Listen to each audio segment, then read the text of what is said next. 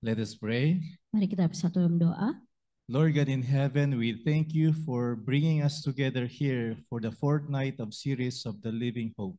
Tuhan Allah Bapa surga, terima kasih atas perlindungan-Mu sehingga kami boleh berkumpul sampai pada malam keempat pada hari ini dalam seri pengharapan yang hidup.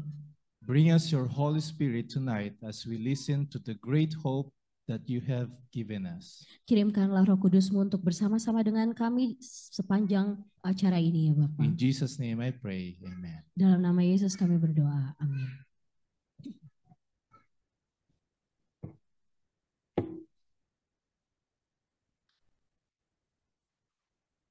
How are you, brothers and sisters? Apa kabar saudara-saudaraku sekalian? This is the fourth night grace that we can experience the Living Hope series. Jadi ini adalah malam keempat di mana kita mengikuti acara seri pengharapan yang hidup. Are you enjoying since the first day of this series? Apakah saudara-saudara sekalian menikmati dari hari pertama? Ya. Amen. Amin. So tonight we will be studying a very interesting topic. Jadi malam hari ini kita akan belajar mengenai topik yang cukup menarik. It's called the Great Hope. Dengan judul pengharapan yang besar. You know, I want to tell you an experience I had. Jadi saya ingin menceritakan kepada saudara-saudara sekalian pengalaman yang pernah saya alami. When we were going to the country of Israel, jadi waktu itu ketika dia ingin pergi ke negara Israel, I was detained for 2 hours. Dia ditahan selama 2 jam. You know the reason why? Anda tahu kenapa? Because I have stamps on my passport that I came from Lebanon and Yemen. Karena dia memiliki cap di pasportnya, dia pernah pergi ke Yemen dan juga Lebanon. And then recently they are having this, war between the two countries. Baru-baru ini kita tahu bahwa mereka ada terjadi perang di antara negara-negara tersebut. I thought that was my last moment of my life that I will not go back to my own country. Saya berpikir pada waktu itu mungkin ini adalah hari terakhir saya tidak akan pernah kembali ke negara saya. Just imagine that the immigration officer told me, you need to sit here with one room with nobody. Coba Anda bayangkan saya dibilang sama officer, petugas imigrasi, saya harus tetap tinggal di situ di ruangan 1x1. And she told me, please write all the organization that you have worked and then try to remember them. Where are those? Jadi dia diminta oleh petugas imigrasi untuk menuliskan organisasi-organisasi apa dia pernah bekerja dan di mana saja. So I started to think. Jadi dia mulai berpikir. But little did they know. Tetapi mereka tahu that I already memorized my resume before going to Israel. Dia sebenarnya sudah menghafalkannya sebelum dia pergi ke Israel. So I started to pretend that I don't remember. Jadi dia pura-pura untuk kalau dia tidak ingat. And I started to write them one by one. Dia mulai menuliskannya satu persatu. And then the immigration officer, when he received the paper that I wrote, jadi ketika petugas imigrasi menerima kertas yang telah dia tulis, she was not satisfied, and then she asked the head of the security to talk to me. Jadi dia kurang puas, jadi dia minta supaya kepala keamanan untuk berbicara dengannya. And with that in mind, I realized that I need some kind of a hope. I need to escape from this situation. Jadi dalam pikirannya dia memiliki harapan bahwa dia membutuhkan sesuatu supaya dia bisa keluar dari masalah ini. And so the head of the safety and security in that border, jadi kepala petugas keamanan di daerah tersebut, asked me the same question. Menanyakan pertanyaan yang sama. Can you write all those organizations that you have worked from these countries? Boleh nggak ditulis nama-nama organisasi? But again, I memorized them all. Tapi ya, tadi dia juga udah ingat sebenarnya. So I started to write again. Jadi dia mulai menulisnya kembali. So what they did, they compare the first test that I had and then the second one. Jadi apa yang dilakukan oleh mereka? Mereka membandingkan kertas pertama yang dia tulis dengan kertas terakhir yang diminta untuk ditulis. And then they realized that it's really consistent. Jadi mereka sadar bahwa apa yang ditulis itu konsisten satu sama lain. I was realizing for a hope for that moment.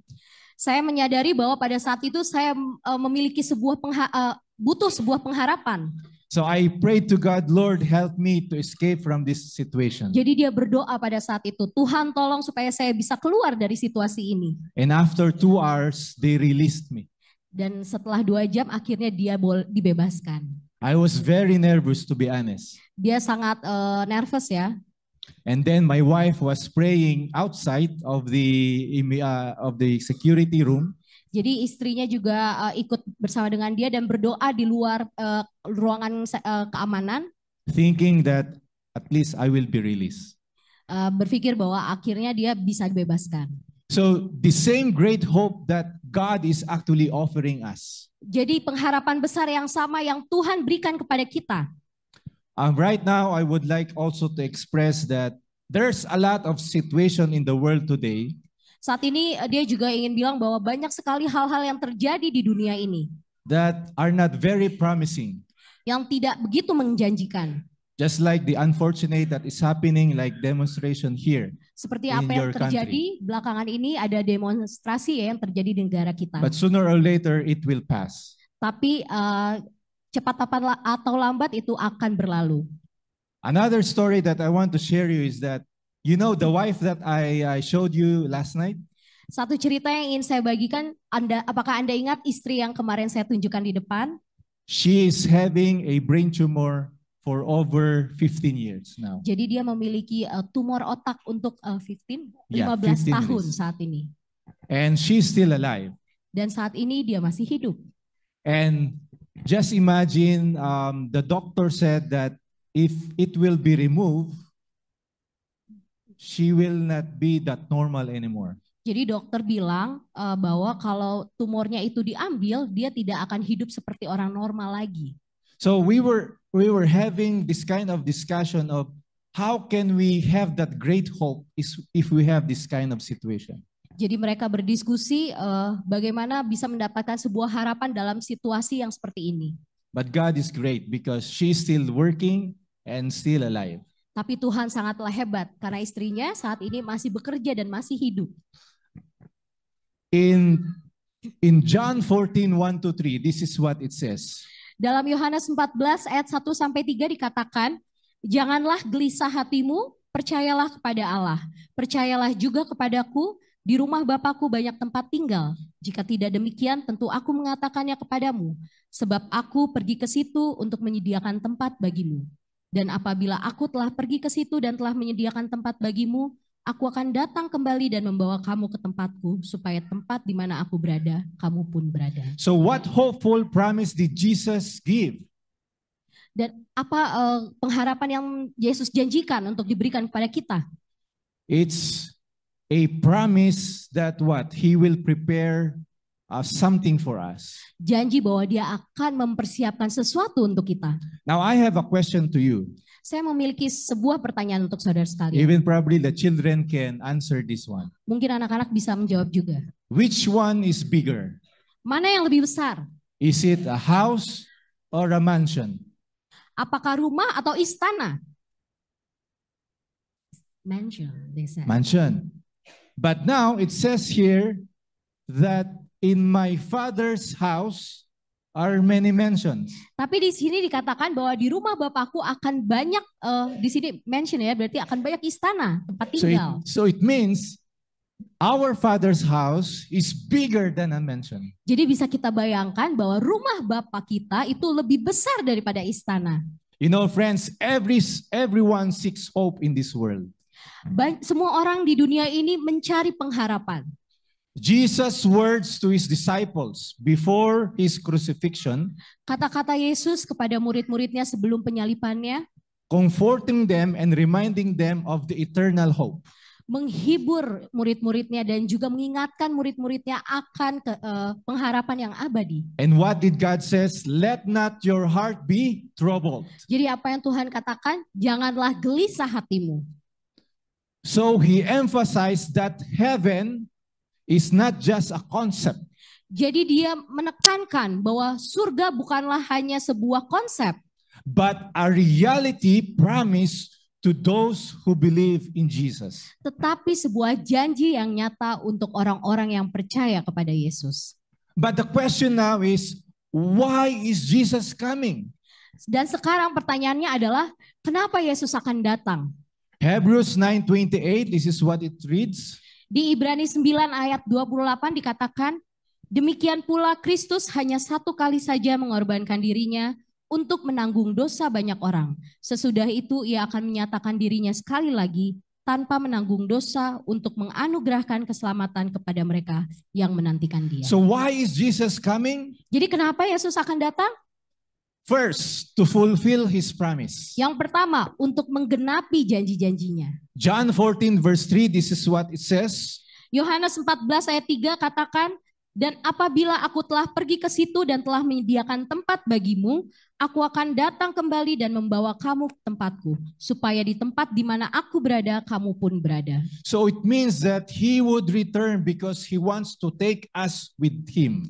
Jadi di sini katakan bahwa dia ingin kembali karena dia ingin membawa kita bersama-sama dengannya. So Christ's return will what? Fulfill that hope so that we will have eternal life. Jadi kedatangan Yesus akan menggenapi janjinya bahwa kita akan memiliki kehidupan yang kekal. Why is Jesus coming soon? Kenapa Yesus akan datang segera? To gather his people. Untuk mengumpulkan umat-umatnya.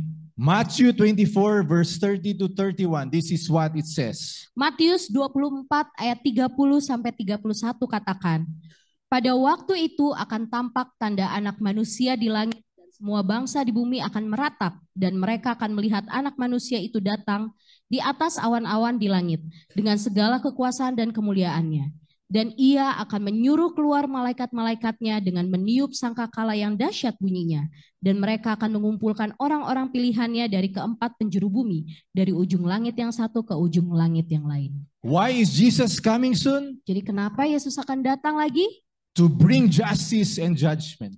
Untuk memberikan keadilan dan memberikan penghukuman. Look, Revelation 22 verse 12, this is what it says, and listen to this.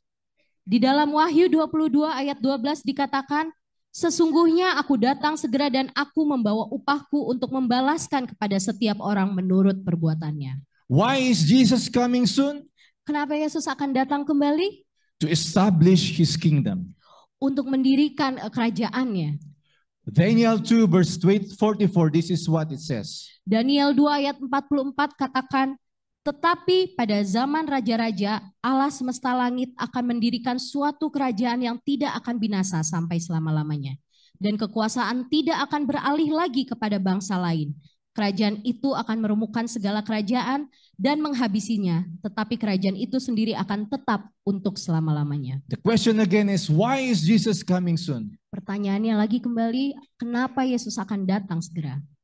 To destroy sin and evil.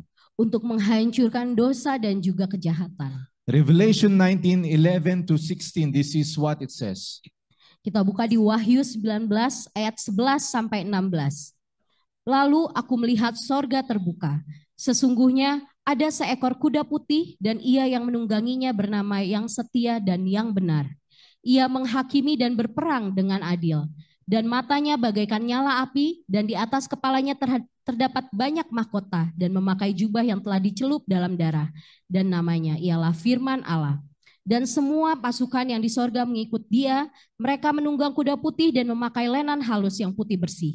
Dan dari mulutnya keluarlah sebilah pedang, tajam yang akan memukul segala bangsa. Dan ia akan menggembalakan mereka dengan gada besi dan ia akan memeras anggur dalam kilangan anggur, yaitu kegeraman murka Allah yang maha kuasa. Dan pada jubahnya dan pahanya tertulis suatu nama, yaitu Raja segala raja dan Tuan di atas segala tuan. And then the last one is, why is Jesus coming soon?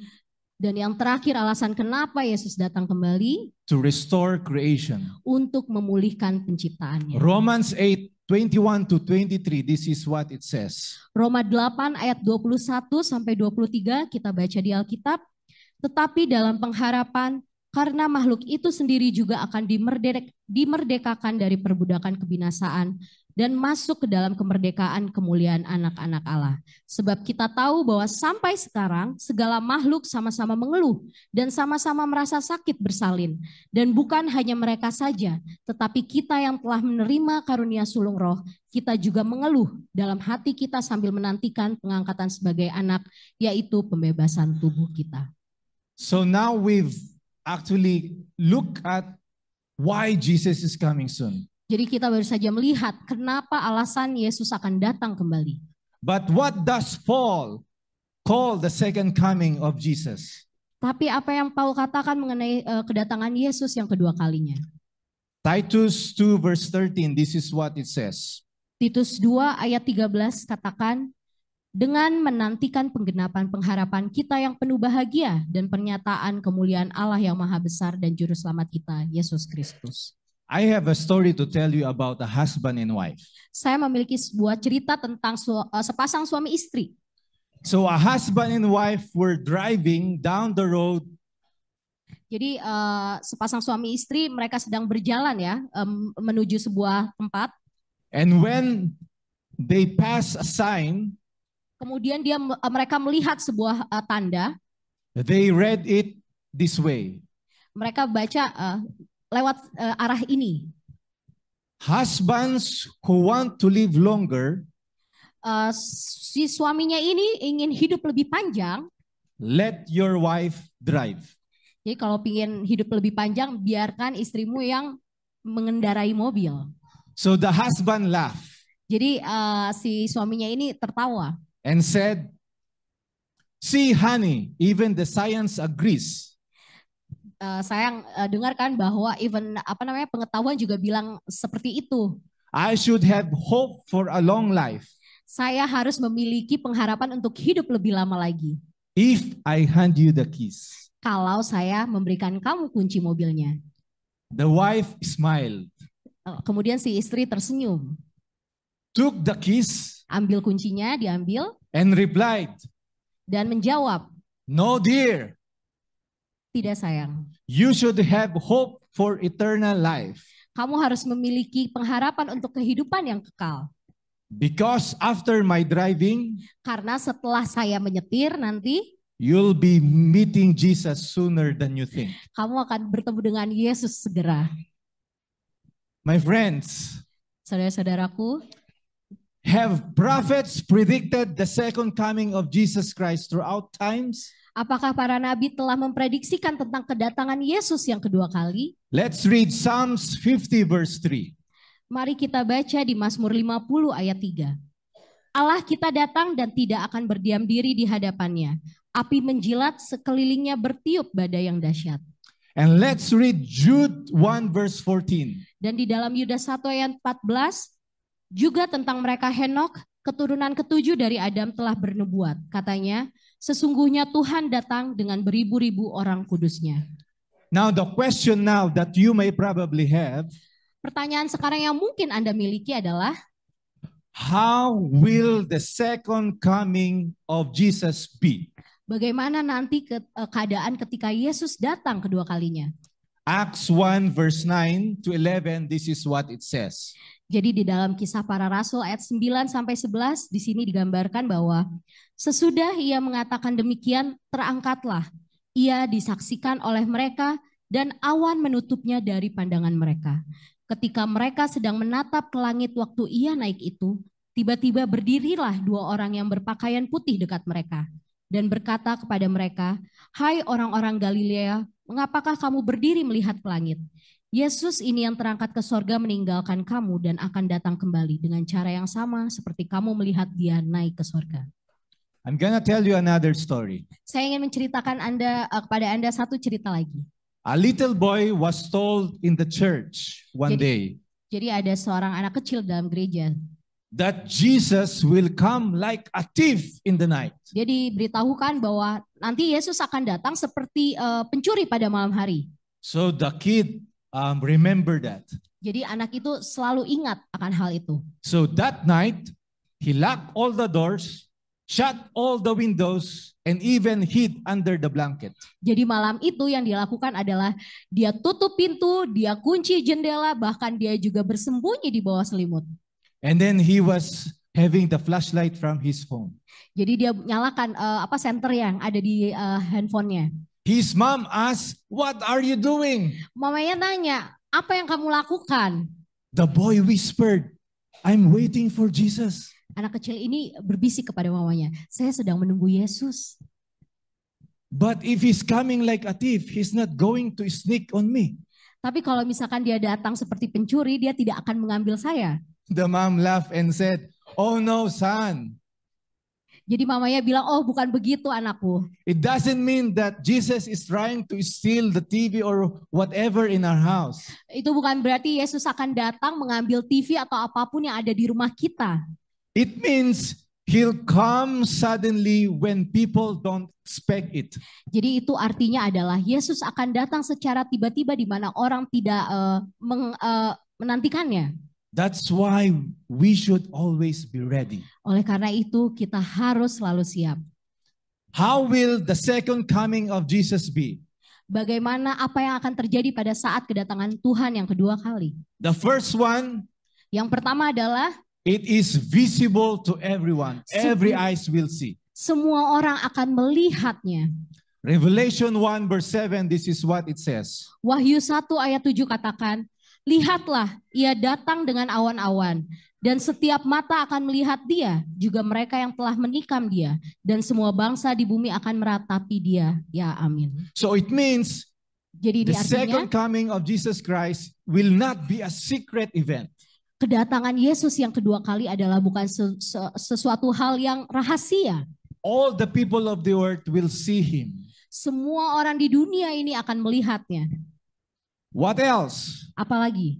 Matthew 24 verse 27, this is what it says. Matius 24 ayat 27 katakan, sebab sama seperti kilat memancar dari sebelah timur dan melontarkan cahayanya sampai ke barat.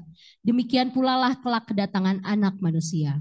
That's the first one. Itu adalah yang pertama. The second one, Yang kedua, it is audible and glorious. itu akan terdengar dan juga sangat megah. So 1 Thessalonians 4:16 to 17. Let's read this one. Ada di dalam 1 Tesalonika 4 ayat 16 sampai 17.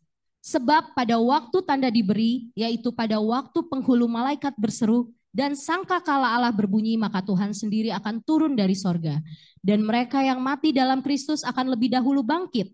Sesudah itu kita yang hidup yang masih tinggal akan diangkat bersama-sama dengan mereka dalam awan, menyongsong Tuhan di angkasa. Demikianlah kita akan selama-lamanya bersama-sama dengan Tuhan. So it means the return of Jesus will be accompanied by a great noise. Jadi artinya bahwa kedatangan Yesus akan diiringi dengan suara yang bergemuruh. And this event will be powerful.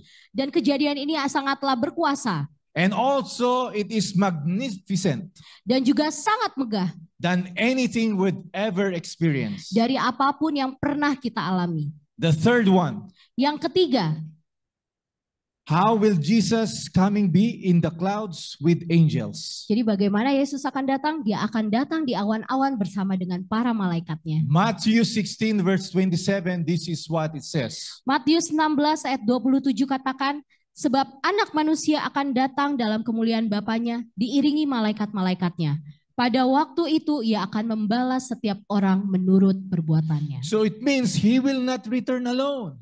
Jadi itu artinya bahwa dia tidak akan datang sendirian.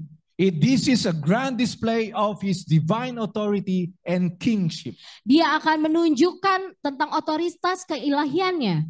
What else? Apalagi? Matthew 24 verse 30. Matius 24 ayat 30. Pada waktu itu akan tampak tanda Anak Manusia di langit dan semua bangsa di bumi akan meratap. Dan mereka akan melihat Anak Manusia itu datang di atas awan-awan di langit dengan segala kekuasaan dan kemuliaannya. Another one. Satu lagi. In the clouds with angels. Matthew 24 verse 31. Di dalam Matius 24 ayat 31. Dan ia akan menyuruh keluar malaikat-malaikatnya dengan meniup sangkakala yang dahsyat bunyinya.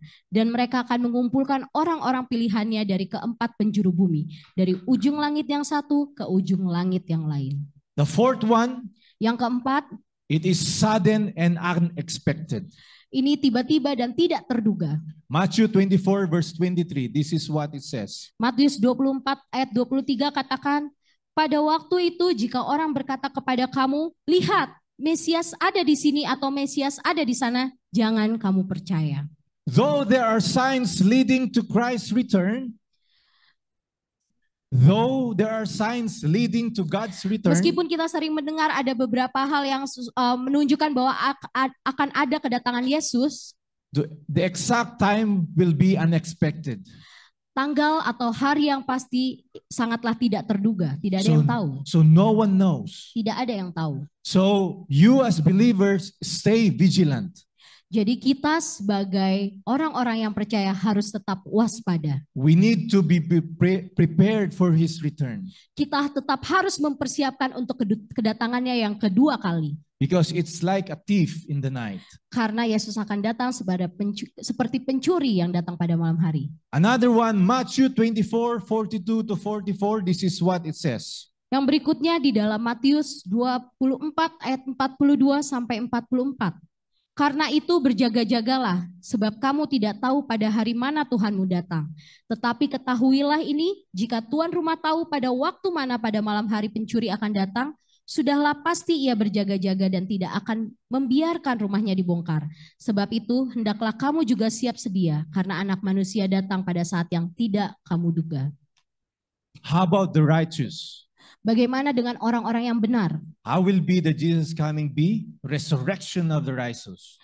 Maka orang-orang benar akan dibangkitkan. 1 Corinthians 15 verse 52 to 53. This is what it says. Di dalam 1 Korintus 15 ayat 52 sampai 53 katakan, dalam sekejap mata pada waktu bunyi nafiri yang terakhir, sebab nafiri akan berbunyi dan orang-orang mati akan dibangkitkan dalam keadaan yang tidak dapat binasa. Dan kita semua akan diubah. Karena yang dapat binasa ini harus mengenakan yang tidak dapat binasa. Dan yang dapat mati ini harus mengenakan yang tidak dapat mati.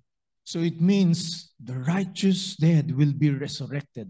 Jadi artinya bahwa orang-orang yang benar akan dibangkitkan. And together if we are alive, dan bersama-sama jika kita masih hidup pada saat itu and faithful, dan masih setia, we will be transformed. Maka kita akan diubahkan. And our mortal bodies will be changed. Dan tubuh kita yang fana ini akan berubah. If you think that you are not that handsome or beautiful, jika Anda sekarang merasa bahwa Anda kurang cantik atau ganteng, you will be beautiful and handsome. Anda akan menjadi cantik dan ganteng nantinya. Another one. Yang berikutnya. Philippians 3:20 and 21. This is what it says. Filipi 3 ayat 20 sampai 21 katakan.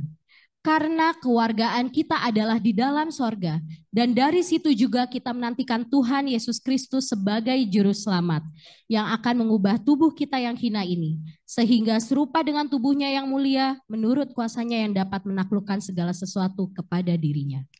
And in addition, number 6, how Jesus, the coming of Jesus be? Dan sebagai tambahan, nomor 6 adalah destruction of the wicked. Kehancuran akan orang-orang yang jahat. 2 Thessalonians 2 verse 8, this is what it says. 2 Tesalonika 2 ayat 8 katakan, pada waktu itulah si pendurhaka baru akan menyatakan dirinya, tetapi Tuhan Yesus akan membunuhnya dengan nafas mulutnya dan akan memusnahkannya kalau ia datang kembali. The brightness of Jesus' return will be overwhelming to the wicked. Cahaya kemuliaan yang Tuhan pancarkan pada saat dia datang akan sangat menyilaukan para orang-orang jahat. And those who have rejected Christ will not endure the glory of His presence. Dan orang-orang yang menolak Yesus tidak akan bertahan pada saat kedatangan Tuhan yang kedua kali. And will face destruction. Dan mereka akan menghadapkan pada kehancuran. As the judgment upon sin is executed to them. Karena pada saat itu penghakiman akan dosa akan dijatuhkan kepada mereka.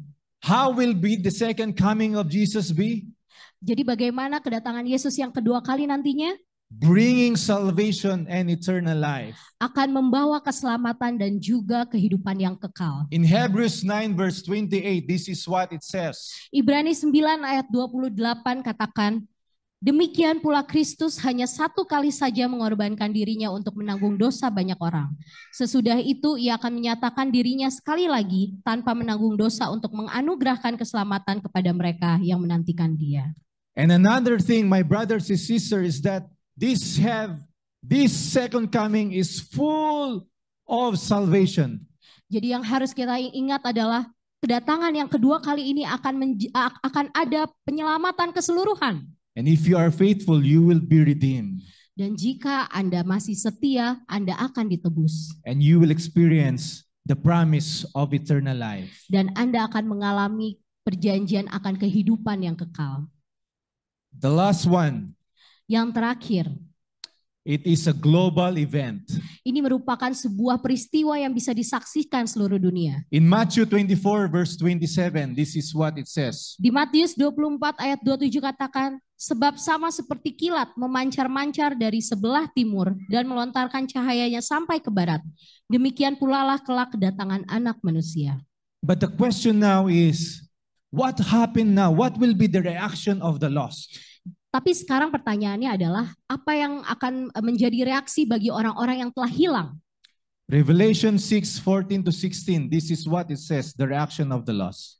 Di dalam Wahyu 6 ayat 14 sampai 16 dikatakan, maka menyusutlah langit bagaikan gulungan Alkitab yang digulung, dan tergeserlah gunung-gunung dan pulau-pulau dari tempatnya.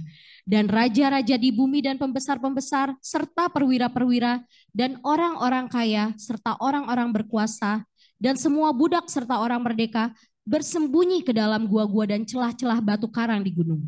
Dan mereka berkata kepada gunung-gunung dan kepada batu-batu karang itu, runtuhlah menimpa kami, dan sembunyikanlah kami terhadap Dia yang duduk di atas tahta, dan terhadap murka Anak Domba itu. My prayer is that no one of us will be one of these lost. Doa saya adalah supaya tidak ada satu dari antara kita yang menjadi orang-orang hilang ini. You know, I have a story about donkey. Do you know donkey?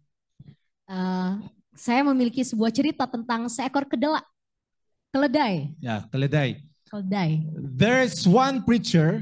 Jadi ada satu pembicara atau pengkhotbah. He started to look for donkey. Dia mencoba untuk mencari seekor keledai.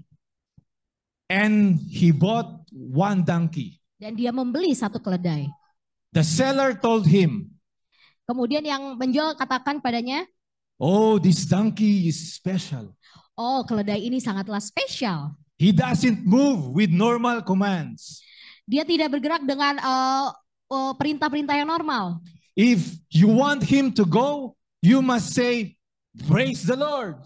Kalau kamu ingin keledai ini bergerak, kamu harus bilang puji Tuhan. If you want him to stop, you must say hallelujah. Kalau Anda ingin keledai ini berhenti, Anda harus bilang haleluya. And then he started to train to talk to the donkey when they arrived at home. Jadi ketika mereka sampai rumah, dia coba bicara kepada keledai ini. So praise the Lord. Dia bilang puji Tuhan. The donkey goes. Keledainya berjalan. Hallelujah. Haleluya. He stopped. Keledainya berhenti. Very good donkey. Sangat keledai yang sangat baik. Now the preacher thought that this is wonderful. Jadi pengkhotbah ini bilang, wah ini sangatlah hebat. Spiritual donkey training. Ini adalah donkey yang sangat religius katanya. So one day, jadi satu hari, while riding the donkey through the countryside, ketika dia menaiki keledai tersebut ya, mengunjungi satu daerah, the preacher got distracted reading his Bible. Pengkhotbah ini membaca Alkitabnya. So suddenly he looked up and saw the donkey heading straight to a cliff. Jadi pada saat dia melihat lagi, ternyata dia lihat keledainya udah menuju ke tebing. So panicking, he was panicking. The preacher says, "Stop! Whoa, stop, stop!" Jadi karena dia panik, dia bilang ke keledainya, berhenti, berhenti. He forget hallelujah. Dia lupa bilang haleluya. So stop, oh stop. But the donkey kept going. Tapi dia terus bilang berhenti, berhenti. Cuman masalahnya keledainya itu tetap jalan. At the very last second, dan akhirnya detik-detik terakhir, the preacher remembered the command and yelled, "Hallelujah!" Si pengkhotbah ini ingat, akhirnya dia bilang, "Haleluya!" The donkey stopped right at the edge of the cliff. Jadi keledainya berhenti tepat sekali di pinggir jurang tersebut. Of course, the preacher wiping sweat from his forehead. Si pengkhotbah itu mulai mengelap keringat yang ada di jidatnya and with his relief. Dan akhirnya dia tenang. And whoa, he said, "Praise the Lord." Oh, lalu dia bilang, wah terima kasih, puji Tuhan. And the donkey jumped forward dan akhirnya with the preacher. Loncat dengan preacher tersebut ya. My friends, saudara-saudaraku, what will be the reaction of the righteous? Apa yang akan menjadi reaksi dari orang-orang benar? Isaiah 25 verse 9, this is what it says. Yesaya 25 ayat 9 katakan, pada waktu itu orang akan berkata, sesungguhnya inilah Allah kita yang kita nanti-nantikan supaya kita diselamatkan. Inilah Tuhan yang kita nanti-nantikan. Marilah kita bersorak-sorak dan bersukacita oleh karena keselamatan yang ditiadakannya. The question now is, what must we do to experience ultimate salvation? Pertanyaannya sekarang adalah apa yang harus kita lakukan agar kita beroleh keselamatan?